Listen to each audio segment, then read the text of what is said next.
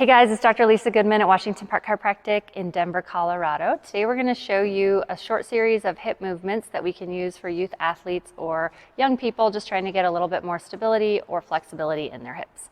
So the first movement we're going to do is a 90-90. This is a stretch, but also works to create some strength and stability in the hips. We're going to move the hip into 90 degrees of flexion, knee into 90 degrees of flexion, and ankle into 90 degrees of dorsiflexion. In this case, you can bend forward to get a little bit more stretch in the posterior and the front of the right hip. You could also sit up tall and lift your right knee up off the ground. And you can either hold that or you can pulse it up and down. And we're going to go ahead and transition to the other side. Perfect. So this is also a really cool option for kids when they're doing homework or playing video games or reading and they just want to alter their posture and their body mechanics a little bit.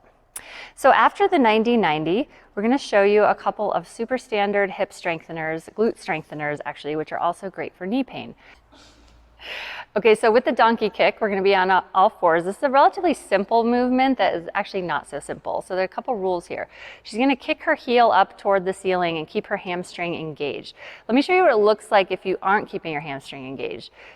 So Bailey, go ahead and kick one behind, yeah, like that. So we don't want our donkey kick to look like that. We want to go straight up to the ceiling one more time. And we also want to keep our lumbar spine from arching too much. Show me what that looks like when you arch, note down. Yep, there you go, on the way up, yeah. So we don't want to arch that, we want to keep that core really tight.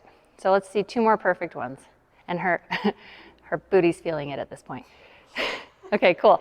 Now go ahead and face the camera, please. And we're going to show you a fire hydrant. So again, we don't want a lot of rotation or rolling with the fire hydrant. So go ahead and do, yeah, that's perfect. So we're just squeezing the outside of the glutes and bringing that up. 10 on each side. Both sides is probably going to be about the perfect rep scheme there. Stretch for your hip. Really good standard. We like the figure 4 stretch. This can be done in a couple of different positions. But again, great option for somebody who's reading, stretching after school, even in class if possible. This is a great way to sit and alternate your hip mobility and stretching. I also personally love to make sure that we're stretching the front of the hips. So we're going to stand up and we're going to put our foot up on something that's like a chair height, potentially a counter height. And we're going to keep our toes both pointed straight ahead, chest is up, and we're going to lean in. So you're going to feel this stretch on your standing leg right in the front of your hip. And you're going to be able to hold that for 30 to 60 seconds. And make sure you're doing this on both sides. This is also a great stretch, guys, for low back stiffness or discomfort.